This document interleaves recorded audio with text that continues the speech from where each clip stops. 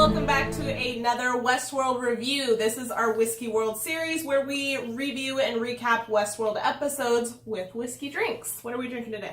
Today we are drinking something very aptly named. It's called a Gold Rush.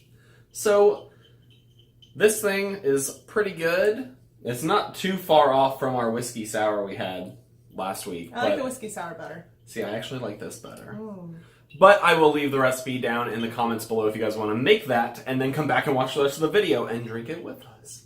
So today we're talking about episode 7. I think we only have 3 episodes left in the season after this, so let's talk about what happened.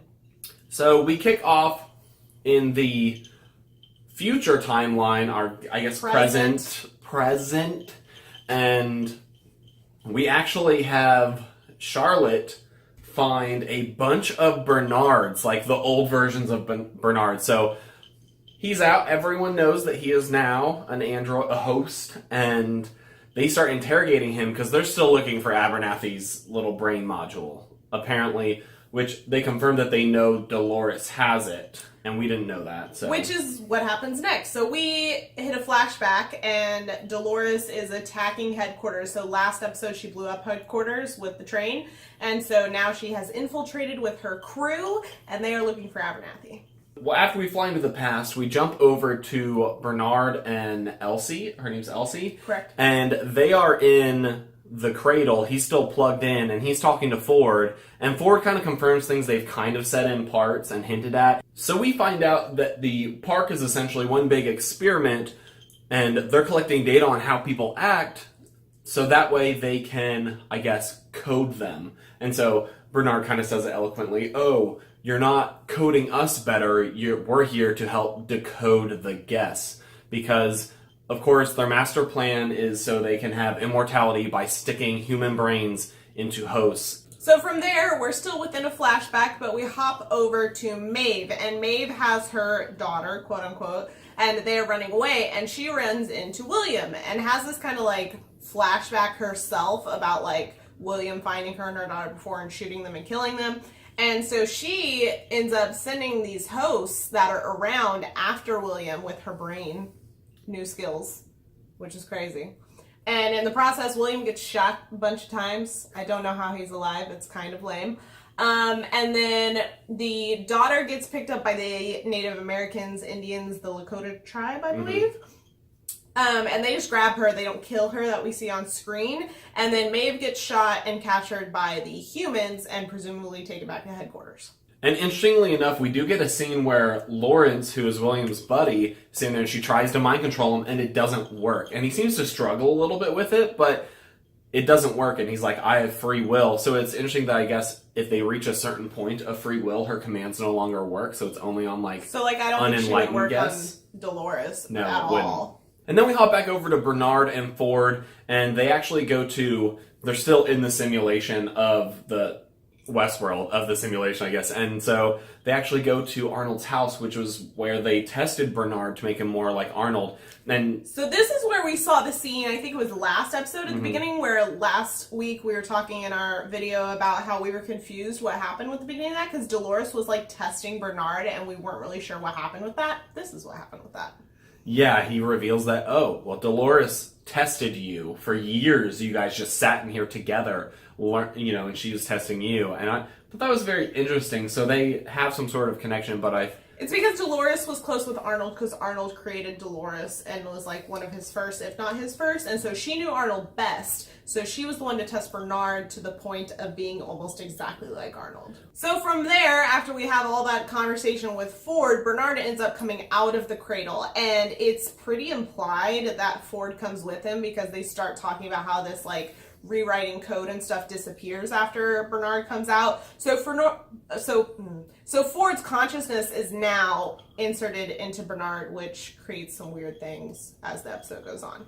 I think one of my favorite scenes of the episode, and what was pretty interesting and made me like Dolores' character a little bit more after she's been off the rails, she had a pretty emotional moment when she runs into Charlotte and Abernathy's in there, and Charlotte's all, oh, you're trying to get your backups so you can like make yourself again if you die. And I was actually surprised by this, that Dolores was, no, we're here to destroy the backups because that just allows you to use us. Whereas if we destroy that, you can't use us. And so she actually blows the entire cradle up after Bernard and Elsie leave, of course. This was actually one of my favorite scenes. For an episode I was overall not a fan of, which we'll talk about in a minute. This had her friend, the blonde one, I forget which role she played. She's in a Doctor Who episode, a two-parter, fun fact. But she has this very interesting interaction with this, like, guard soldier person, and I think it was one of the most well-acted and well-directed scenes in this show, where she's, like, talking about how, oh, you made me this way, like, perfect, smart, but not too intimidating, and, like, oh, it was genius. And then she's just like, bye, and, like, pulls his pin on his grenade and just blows the whole thing up, and it was just a great scene. So while Dolores is up with Abernathy and Charlotte having this whole like animosity conversation thing, Teddy, as they're leaving, like ends up going off on one of the humans and freaking beats him to death in the face.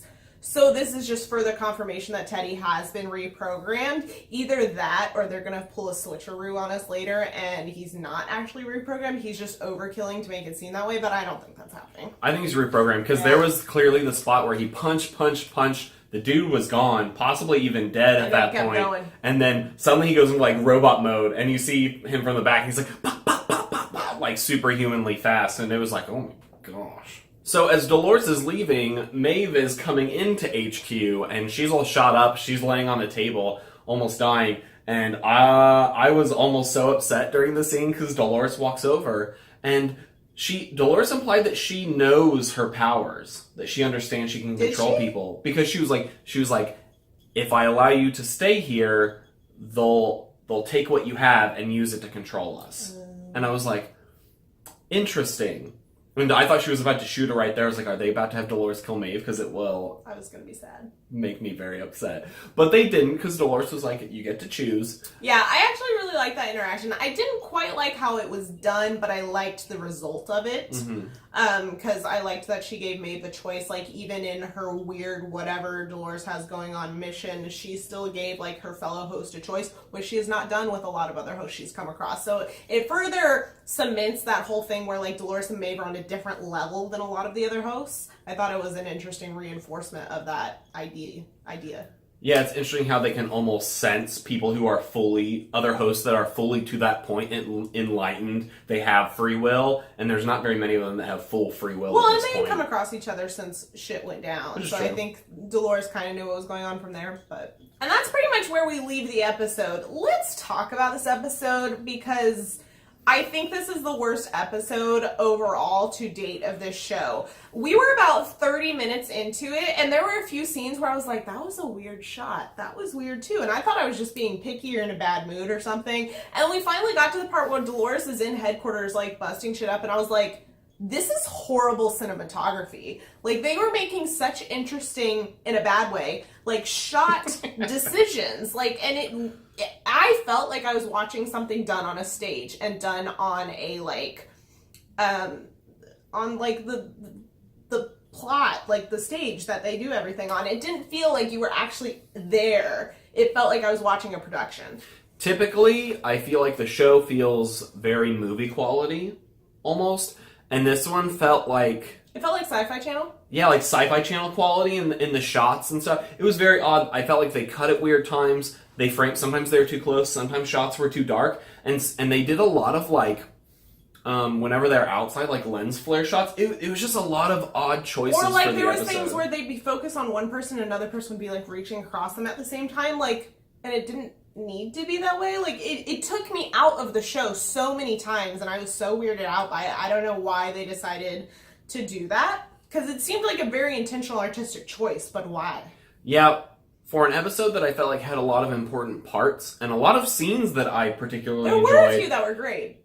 It also, I felt like writing-wise, the pacing worked, but because of the way they filmed it and shot it, it made it feel very choppy and scattered, which was odd. And it's an odd design choice, considering that's really not how they've done... For such a choppy season of television jumping through time all over the place, it was weird that they were actually more coherent this episode, but the cinematography, like, kind of ruined it.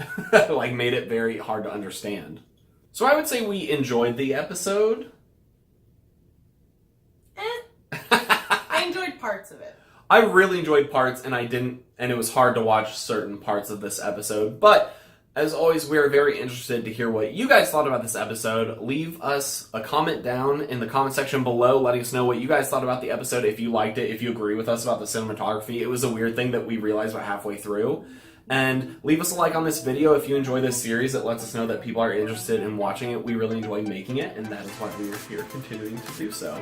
And click that subscribe button. We have a ton of different videos if Westworld videos aren't your thing, but you stuck with us through the end of this one. And you guys can click right over there if you want to see some of those, and we will see you next time.